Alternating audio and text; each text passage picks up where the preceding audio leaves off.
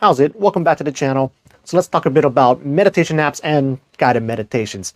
And so when I look back at my own personal practice, it trips me out how long I've been at this because it really doesn't feel like I've been at it for this long, but I started a good year or so before we had our first kid, so like 2012-ish.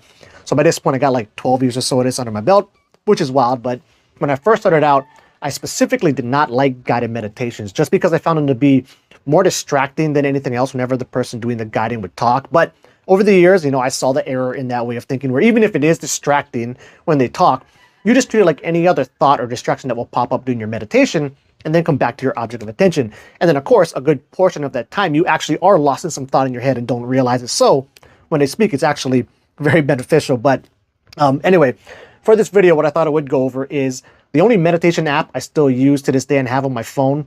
And that's mostly because I'm like grandfathered into like the best deal ever on this thing. It's Sam Harris's Waking Up app. So I can't really justify, paying some other subscription just to get their app when, I have basically free access to this. But anyway, with this app, I was messing around with it the other day and I found out it actually tracks your stats, which trips me out because I was fairly positive at some point in the past it was specifically not doing that. Just so you don't feel like you want to chase it or just do it to stat chase and actually, focus on learning the practice. But anyway, it does. So I've been a member since the very beginning, 2018.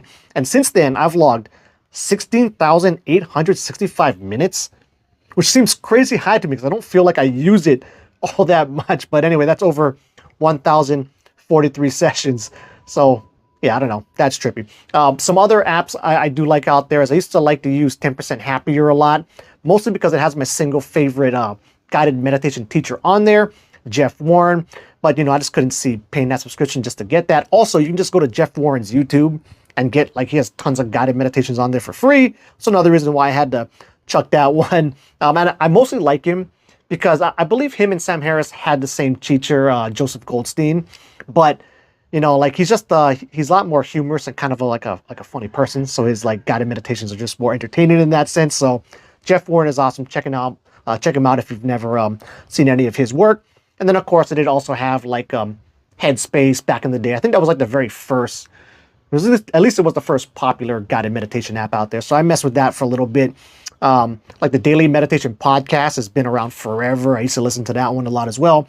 And then I'm kind of circling back around to the lucid dreaming side of things. Yoru X actually has some really good guided meditations on there too. And the cool thing about theirs is they're 4, 5, 6 hours long, specifically aimed around lucid dreaming. So you can just kind of fall asleep listening to it, and then it will come in with different cues and stuff, kind of basically just randomly as you're sleeping. Hopefully that hits while you're in REM, and it can go ahead and, alert you and get lucid. But anyway, yeah, if anybody wants to try Sam Harris's Waking Up app, I can basically give out month subscriptions for free. So, hit me up, give me some way to send you a link, and we can get you set up there. Anyway, that'll wrap it up. Until the next video, keep your meditation practice legit.